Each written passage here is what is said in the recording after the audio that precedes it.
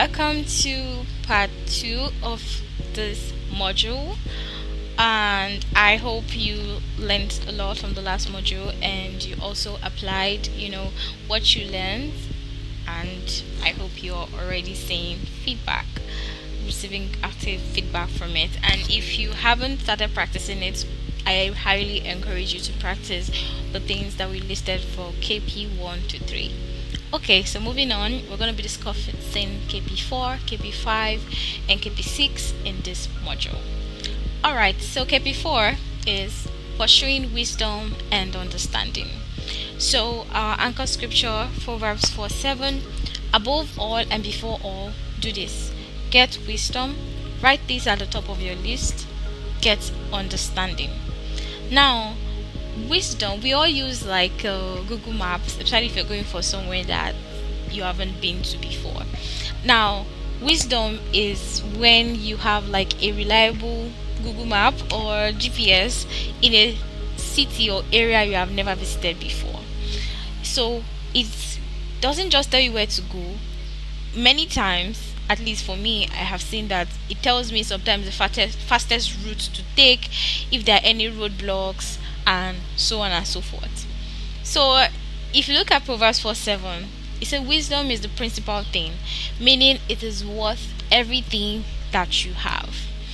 And if we consider Solomon being our case study, one of our case studies, consider Solomon, you see that Solomon became known as the wisest king because he valued wisdom and he asked God for wisdom.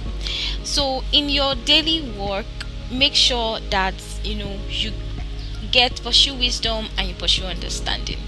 So don't just rely on your own assumptions. Ask questions, research, ask for insights, pray for insights. So as you're receiving wisdom, you also pray for understanding to apply the wisdom that you have received. So let's say, for example, now you are maybe a project manager or in charge of a division in your company that you have to maybe look for vendors for your company. Maybe there's a company event, and then you now have to choose between two vendors for a big project. Now, maybe the company tell you that their budget is 200,000 naira for a particular vendor need. Then you see a vendor that is charging exactly 200,000 naira, another one that is charging 100,000 naira or charging 150. Now, you will not just say, oh, let's go for the one that is charging 100,000 naira or 150. You want to compare quality. You want to compare, okay, has anyone worked with them before? What did they say? How was their experience like? Okay, if we now work with this person, what are the things that if we work with this cheaper person, what are the things that we might have to let go of? Because I am quite sure there might be some things that you might need to let go of if you want something cheaper than when you won't go for something that is a bit more expensive. So you would see that when you start asking all these questions, you are asking these questions because you want your decision to be based on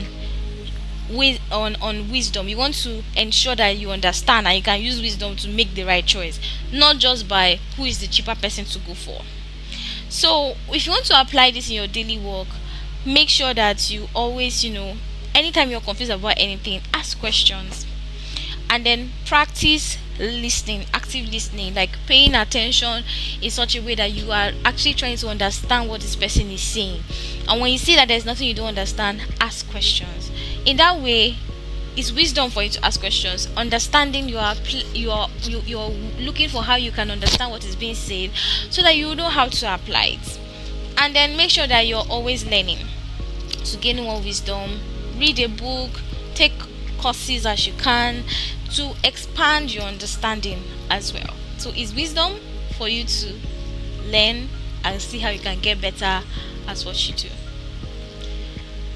Okay, so we have spoken about all of this and I've given you introduction.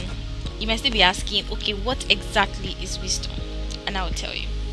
Wisdom is your ability to make good decisions and take appropriate actions based on your knowledge, experience, and sound judgment. So it means you have to understand deeper truths. You have to see the bigger picture, not just the short-term enjoyment or the short-term benefit, and also apply insight to be able to know how you can navigate life or issues effectively and purposefully. Like the example I gave, that imagine you have to choose between two vendors for a company event. Based on your experience, knowledge, and sound judgments, you will not just want to go for the cheaper vendor. You want to ask questions. You want to know who each of them has done work for before, to know how the experience was like, to compare quality, to know, okay, is there anything you're going to you will need to, if you go for the most expensive person, are they just giving you a high price tag and you will not get much value for it? If you go for the cheaper person, are there something that you will let go of because you are not spending so much? So all of this is wisdom for you to dig deeper, you understand, so that you can be able to now know, oh, beyond the price tag, what is the right choice. So I hope this helps. All right, so let's go to Pt.2, adopting a servant's heart. Bible reading, Mark 10:45. For even the Son of Man did not come to be served, but to serve, and to give his life as a ransom for many. So this reminds us, Mark 10:45 reminds us that even Jesus, the Son of God, came to serve rather than be served.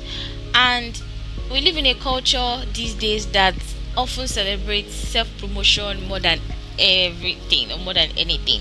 So telling you to adopt a servant's heart might be like, what's that? And adopting a servant's heart is simply prioritizing, the needs of others, like putting others first and being humble in how you live.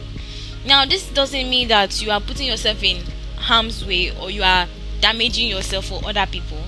It just means that each time you are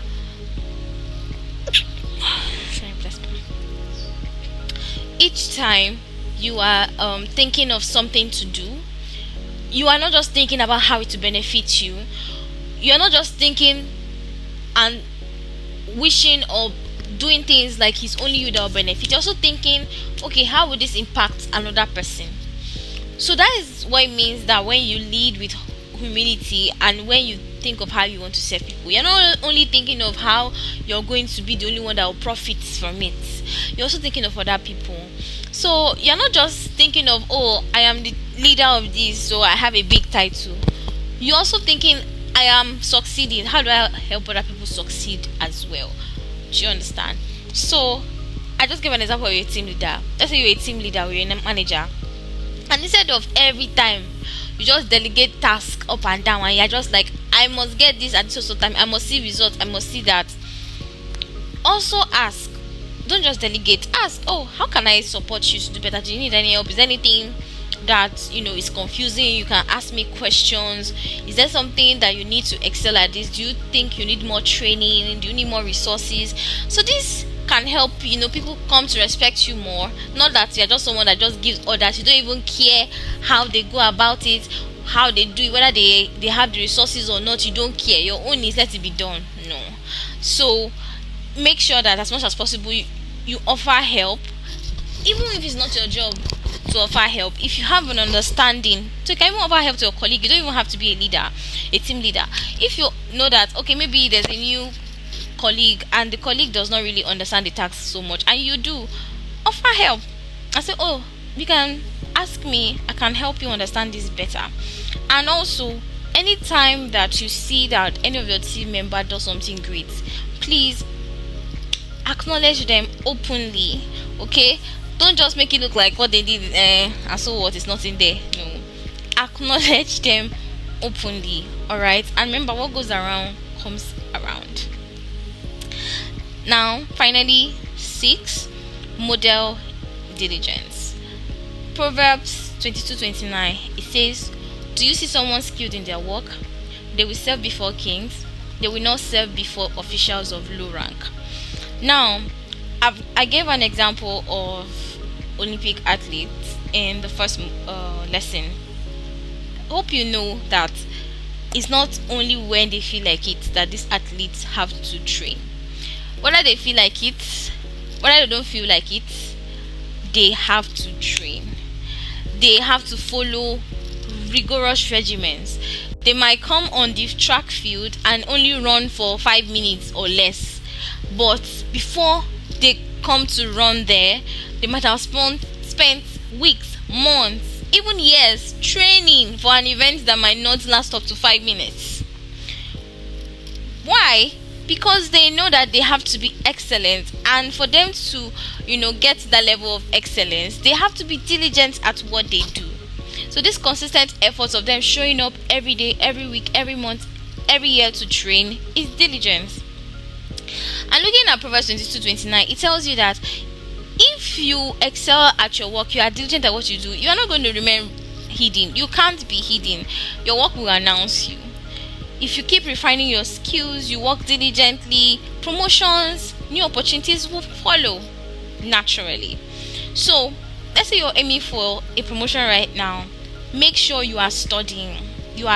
Okay, especially maybe for the promotion level you're looking to get. Try and see if you can ask questions or study, do research on what is required for someone in that level to have. What skills are they required to have?